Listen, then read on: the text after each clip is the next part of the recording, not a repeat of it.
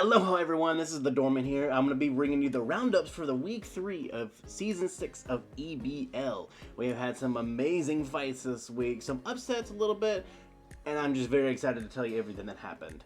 The first fight we're going to be talking about is going to be the Texas Tyranitar versus the Carolina Garchomps. Me, myself, the coach of the Texas Tyranitar, brought Eternatus, Galarian Zapdos, Zoroark, Diggersby, Clefable, and Rotom Heat, while Newtbox, the coach of the Carolina Garchomps, brought Rayquaza, Lantern, Marshadow, Armaldo, Rotom Mow, and Melodic. It's cool that we managed to get 2 Rotoms in the same battle here. Diggersby and Armaldo both hitting out the field, stuff like that. Diggersby tries to set up with agility and having huge power, but it doesn't quite work as Armaldo is able to quickly take down the bunny. A little bit later, Marshadow comes out to take down the Rotom Heat, and then so what happens is Zoroark comes disguised as Eternatus, takes a hit, uses agility, making it very fast, then is able to take down the Marshadow itself. Zoroark does go down after Melodic, which then prompts me to bring out Galarian Zapdos and Dynamax with a max Airstream, getting it a speed boost against the rest of Newt's Pokemon. And then what happens after that is then Newt sends out Rayquaza.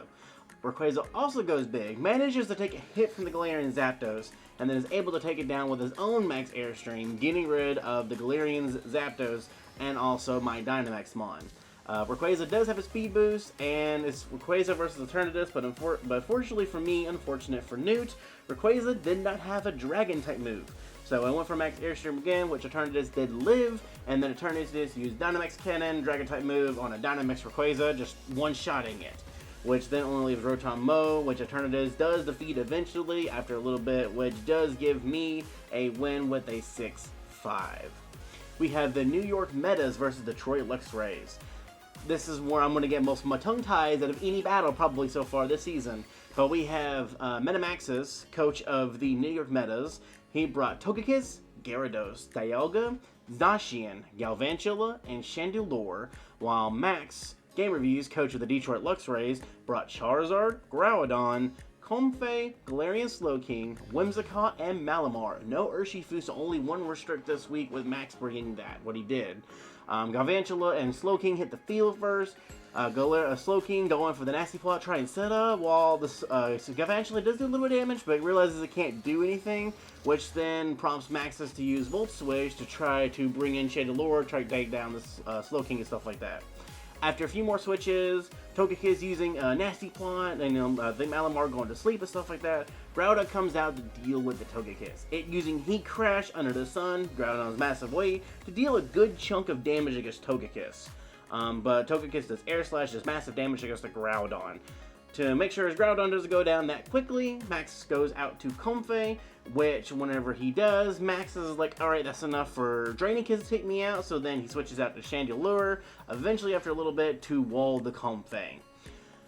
Zacian then comes out after Malamar gets to manage to Sleep Talk, Night Slash on Galvantula, getting rid of it, which then, after Zacian comes out, Max is like, okay, I need to try to bring out Slowking and try to scald the Zacian, getting a burn, but is unable to do it as Zacian is very fast, hits very hard, is able to take down that Galarian Slowking.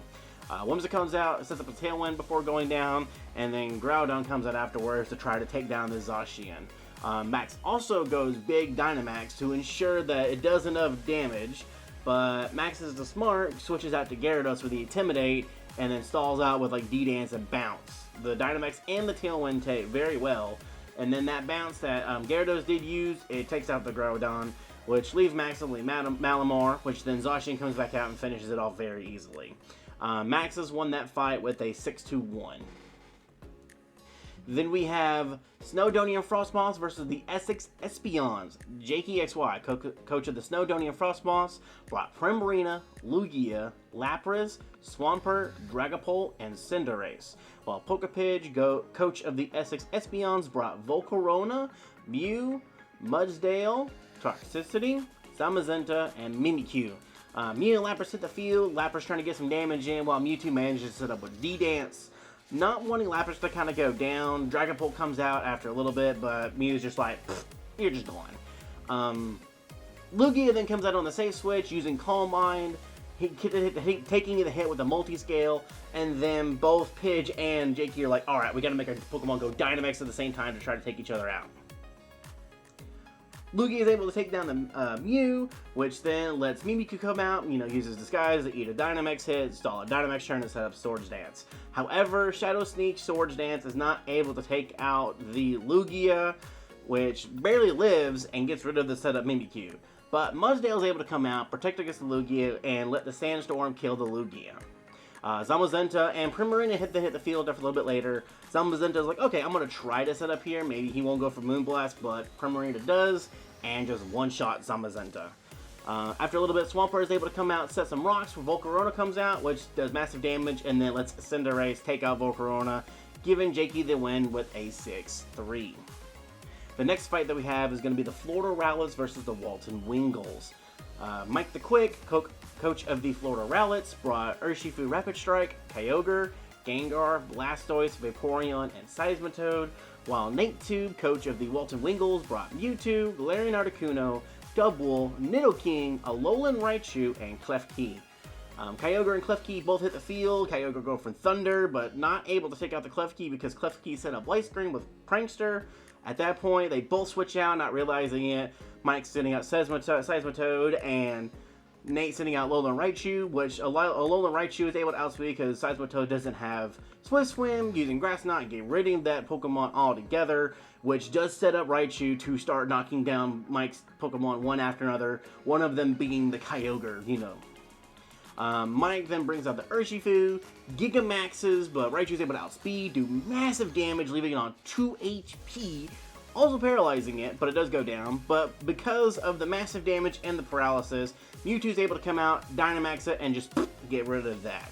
After a little bit, the Dynamax ending and everything, Mewtwo does go down to Vaporeon, but then the Vaporeon gets KO'd by Dubwool, giving Nate his first win of the season with a 6-2.